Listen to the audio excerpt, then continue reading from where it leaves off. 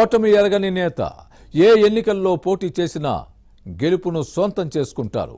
ప్రతిసారి కొత్త నియోజకవర్గం నుంచి పోటీ చేసి గెలవడం ఆయన ప్రత్యేకత. అది లోక్సభ అయినా శాసనసభ అయినా గెలుపును సొంతం చేసుకుంటారు.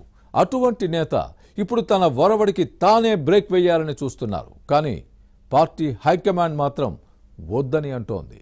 ఇంతకీ ఎవరా నేత, ఏమిటా కథ? Was this interesting story?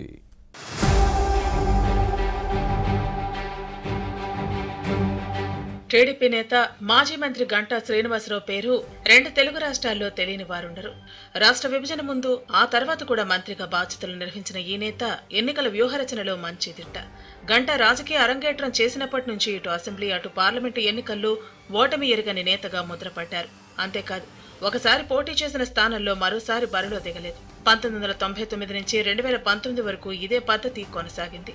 కానీ వచ్చే ఎన్నికల్లో కూడా ఇదే ఒరవడి అనుసరించే అవకాశం ఉందని భావిస్తున్నారు.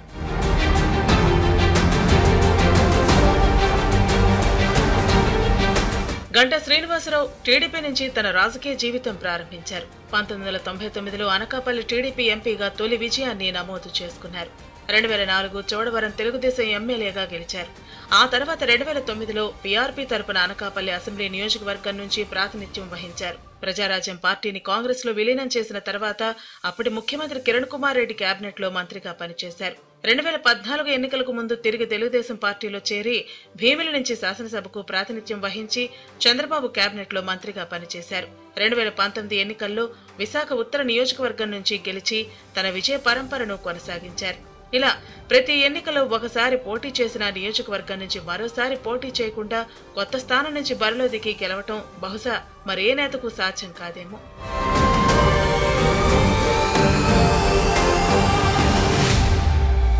మరోవైపు గంటా శ్రీనివాసరావు ఇప్పటి వరకు తాను క్రియేట్ చేసిన రికార్డులను తానే బ్రేక్ చేయాలని భావిస్తున్నారు.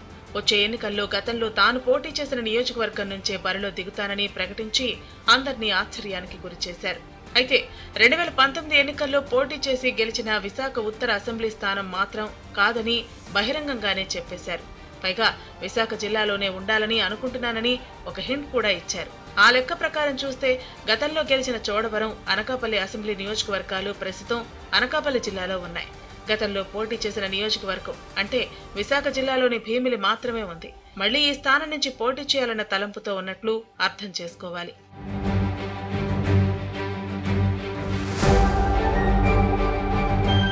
టీడీపీ హైకమాండ్ ఈక్వేషన్స్ మరోలా ఉన్నాయి. ప్రతి ఎన్నికలో కొత్త నియోజకవర్గం నుంచి పోటీ చేసి గెలిచే ఒరవడిని బ్రేక్ చేయవద్దని గంటాకు సూచించిందని టాక్ ఉంది.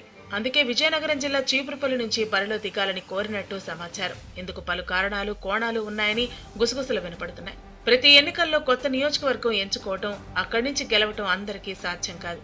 కాకలు తీరిన రాజకీయ ఉద్దండలు సైతం ఒక్కసారైనా ఓడిపోయిన సందర్భాలు ఉన్నాయని విశ్లేషకులు చెబుతున్నారు.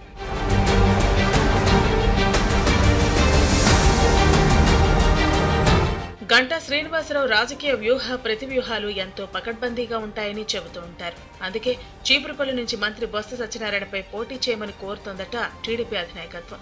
విజయనగరం జిల్లాలో బొత్సకి ఉన్నంత అంగబలం, ఆర్థిక బలం మరొకరికి లేదు. అందుకే ఎంతో ఘనకీర్తి ఉన్న విజయనగరం రాజులు కూడా 2019 ఎన్నికల్లో ఓడిపోయారు. దీంతో ఈ నేతపై పోటీకి గంటానే దీటైన అభ్యర్థి అని టీడీపీ అధినాయకత్వం ఆలోచిస్తోంది. అందుకే మంత్రి బొత్సపై గంటా బ్రహ్మాస్త్రాన్ని ప్రయోగించాలని భావిస్తోందట. బొత్స, గంటా ఇద్దరు ఒకే సామాజిక వర్గానికి చెందిన నేతలు. ఈ ఇద్దరు అటు ఉమ్మడి ఆంధ్రప్రదేశ్ తో పాటు విభజన అనంతరం ఇటు నవ్యాంధ్రలో కూడా మంత్రులుగా బాధ్యతలు నిర్వహించిన వారే. అంతేకాదు, ఈ నేతలు కాంగ్రెస్ హయాంలో అప్పటి సీఎం కిరణ్ కుమార్ రెడ్డి కేబినెట్ లోనూ పనిచేశారు.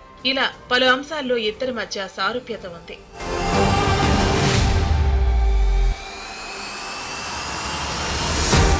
గంటా శ్రీనివాసరావుకు ఉన్న మంచి వాక్చాతుర్యం, అదనపు అర్హత అని అభిమానులు చెప్పుకుంటారు. విశాఖ జిల్లా మారి విజయనగరం జిల్లాలో పోటీ చేస్తే వైసీపీ కూడా ప్రస్తుతం మాట్లాడలేని పరిస్థితి ఉంది. ఒకవేళ గంటా విజయనగరం జిల్లా చీపురుపల్లి అసెంబ్లీ నియోజకవర్గం నుంచి బరిలో దిగితే ఈ నేత నాన్ లోకల్ అని ఫ్యాన్ పార్టీ చెప్పలేదు. ఇతర జిల్లా నేత తమ జిల్లాకు వచ్చి ఎందుకు పోటీ చేస్తున్నారని ప్రశ్నించే ధైర్యం కూడా చేయలేదు. ఎందుకంటే బొత్స సత్యనారాయణ సతీమణి ఝాన్సీ విశాఖ లోక్సభ వైసీపీ అభ్యర్థిగా బరిలో దిగనున్నారు. దీంతో గంట చీపురుపల్లి నుంచి పోటీ చేసిన వైసీపీ నేతలు నోరెత్తకుండా ఉంటారని టీడీపీ మాస్టర్ ప్లాన్ వేసిందనే టాక్ ఉంది. మరి పార్టీ అధిష్టానం ప్రతిపాదనకు కట్టుబడి ఈ నేత చీపురుపల్లిలో పోటీ చేసి బొత్సను ఢీకొంటారా లేదా తెలియాలి అంటే కొన్ని రోజులు ఆగాల్సిందే.